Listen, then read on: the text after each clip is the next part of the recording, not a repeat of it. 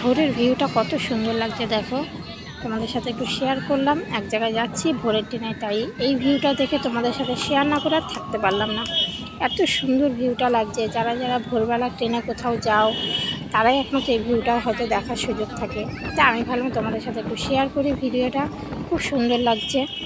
High, সবাই কেমন আছো? আশা করি সবাই ভালো আছো। Good morning. এখন ভোর 4টে, আমরা স্টেশনে চলে এসেছি। তা কোথায় যাচ্ছি তা তোমাদের সাথে সবটাই শেয়ার করব। আমাদের 4:20 ট্রেন। এখন আমরা সবাই মিলে স্টেশনে চলেছি। দেখো ভোরবেলা অথচ কত লোকজন স্টেশনে লোক ভর্তি।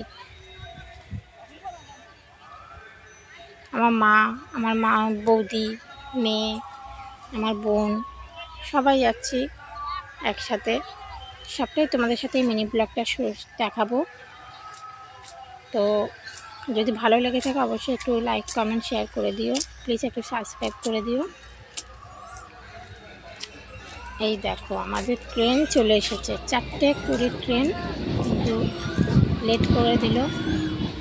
চলে এসেছে ট্রেনে এবার উঠে পড়বো। এই দেখো আমার মেয়ে সবাইকে বলছে বসে পড়ো বসে পড়ো। সবাই উঠে পড়লাম ট্রেনে। ট্রেনটা ছেড়ে দিল।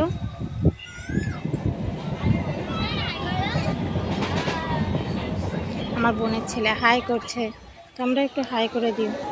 এরকম আমরা পৌঁছে গেছি এখন শিয়ালদায় পৌঁছে গেছি। ওই ট্রেন থেকে নেমে যাচ্ছি।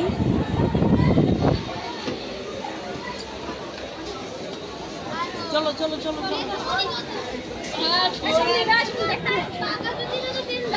কত ভিড় দেখেছো শিয়ালদা। ভোরের ট্রেনে এসেছি, তাও কত ভিড়, এত ভিড়। সবাই কাজে সূত্রে বাইরে আছে। দেখো শিয়ালদাটার পেছনে ব্যাকগ্রাউন্ডটা দেখো কত সুন্দর, কত লোকজন, কত সুন্দর লাগছে ভোরবেলার এই পেছনের ভিউটা। খুব সুন্দর লাগছে। দেখো সবাই এখন চা খেতে বসে পড়েছে। কি করবে আর জায়গা না পেলে নিচেই বসে পড়েছে চা খেতে।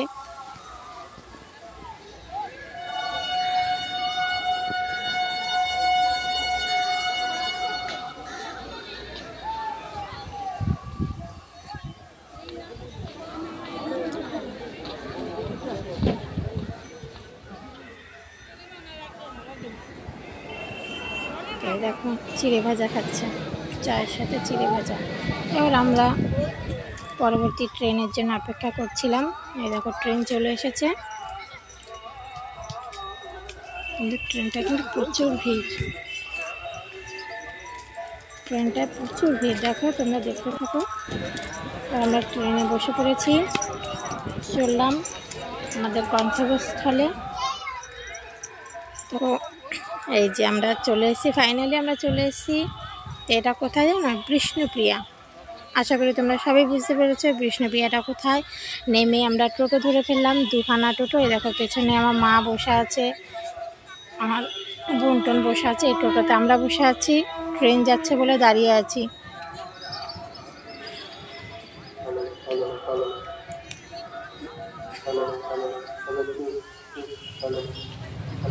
ব্যাস ট্রেনটা চলে গেল। এবার উঠে টোটোটা ছেড়ে দিল। এবার আমরা যাচ্ছি। তাহলে বিষ্ণুপ্রিয়া কোথায় সেটা তোমরা নিশ্চয়ই আর বলতে হবে না। কোথায় আসলাম? আমরা নবদ্বীপ চলে আসলাম। নবদ্বীপে বিষ্ণুপ্রিয়া ধামে নেমেছি স্টেশনে। সেখান থেকে মন্দিরে যাব। এই যে আমরা এখন বিষ্ণুপ্রিয়ার জন্মস্থান মন্দিরের দর্শন করতে যাব। তোমাদেরকেও একটু দর্শন করাবো। এই দেখো আমার মেয়ের ক্যামেরা ধরে আছে।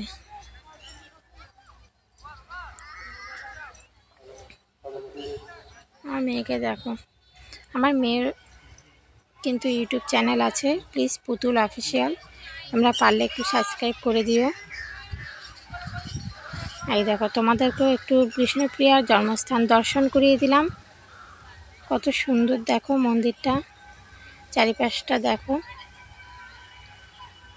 এত সুন্দর, শান্ত একটা পরিবেশ। ভিডিওটা আর বেশি বড় করলাম না, কারণ পরবর্তী ভিডিওগুলো দেখাতে হবে। এটা মিনি ব্লগ করলাম কারণ ভিডিওটা অনেক বড় হয়ে যাবে। তাই ছোট্ট করে একটু আমরা প্রথমে এসেছিলাম বিষ্ণুপ্রিয়া মন্দিরে, সেটাই তোমাদের সাথে শেয়ার করলাম, তোমাদেরকে দর্শন করিয়ে দিলাম।